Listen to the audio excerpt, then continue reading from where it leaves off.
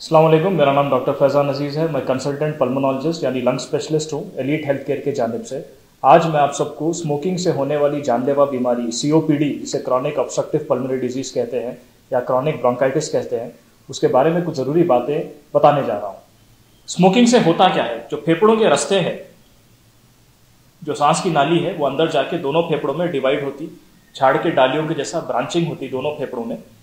तो अक्सर जब कोई 10 साल, 20 साल, 40 साल की सिगरेट की स्मोकिंग, अक्सर 20 साल, 30 साल, 40 साल की जब स्मोकिंग हिस्ट्री होती है, तो जो फेफड़ों के रास्ते हैं वो उसमें रुकावट आ जाती, सूजन होने की वजह से जो हवा का बहाव है वो रुक जाता, सांस हवा जाने में दिक्कत रहती, तकलीफ रहती, जिस वजह से दम चढ़ना, सांस फूलना, बलगम ज़्यादा बनना, ये सब सिम्टम्स पेशेंट्स को आते हैं। मैं अक्सर एग्जाम्पल देता हूँ, एक फुग्गा जिसमें हवा भरते तो फुग्गा सूझता, हवा निकलने पे फुग्गे का साइज छोटा होता, तो कहीं ना कहीं ऐसा ही निज़ाम फेफड़ों में रहता, जहाँ पे जो फुग्गे में हवा है वो हवा बाहर नहीं निकल सकती, जिस वजह से एयर ट्रैपिंग होती, तो इसको एम्फाइसीमा कहते हैं। वैसे ही सूजे हुए जो हवा के गुब्बारों जैसे जो सैक्स है वो फेफड़ों में COPD के पेशेंट्स में देखे जाते हैं, इसको एम्फाइसीमा बोलते हैं, जिसमें हवा बाहर नहीं निकल सकती।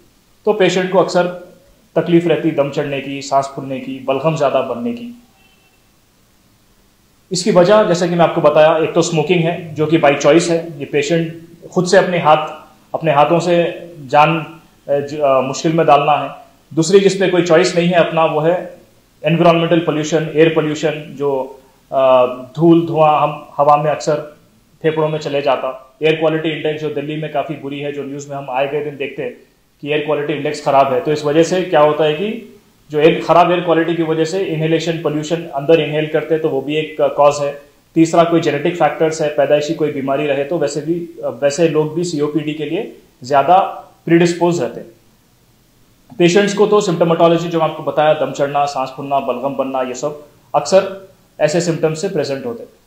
COPD स्मोकिंग का डैमेज सिर्फ फेफड़ों तक महदूद नहीं है, फेफड़ों के अलावा हार्ट के इश्यूज होते हैं, स्ट्रोक के, heart attack, peripheral vascular disorders, blood vessels में स्मोकिंग का डैमेज होने की वजह से जो आर्टरीज में वैस्कुलर डिजीजेस है वो काफ़ी कॉमन है। हार्ट अटैक के चांसेस ज़्यादा है, स्ट्रोक के चांसेस ज़्यादा है, हार्ट में प्रेशर्स ज़्यादा बन जाते हैं। तो ये दूसरे चीज़ें हैं जो स्मोकिंग से रिलेटेड है। तो अब इस बीमारी से बचने के लिए करना क्या है? सबसे पहले सिगरेट रोकना है। सिगरेट रोकना क्या, सिगरेट पूरा बंद करना है। अक्सर पेशेंट मेरे पास आके ये बोलते हैं कि डॉक्टर साहब सिगरेट रोकने से फेफड़े फिर दोबारा ठीक हो जाते क्या?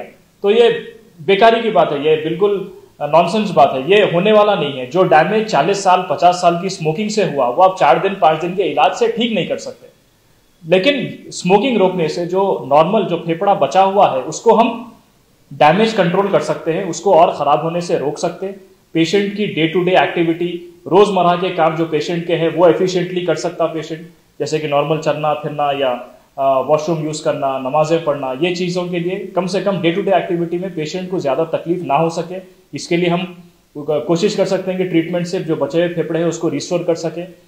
अर्ली डायग्नोसिस सबसे बेस्ट है, जितना जल्दी ये बीमारी पकड़ में आ जाए हम उतना एफिशिएंटली ट्रीटमेंट देके ये बीमारी से उसका इलाज करके रिकवर कर सकते हैं। लेकिन जो डैमेज हो गया उसको वापस दोबारा तो ठीक नहीं कर सकते, तो अर्ली डायग्नोसिस सबसे ज़्यादा ज़रूरी है ये चीज़ों में। तो मैं सबसे ये रिक्वेस्ट करता हूं कि गेट योरसेल्फ इवैल्यूएटेड, अपने आप को इवैल्यूएट कराइए, और जब भी स्मोकिंग की हिस्ट्री है तो उसको नज़रअंदाज ना करें, वक्तिया तौर पे इलाज कराएं, स्क्रीनिंग करा के अपने आप को इवैल्यूएट कराएं, क्योंकि जल्दी जब चीज़ पकड़ में आती तो इसका इलाज आसान भी है और रिकवरी भी बेहतर है। Thank you.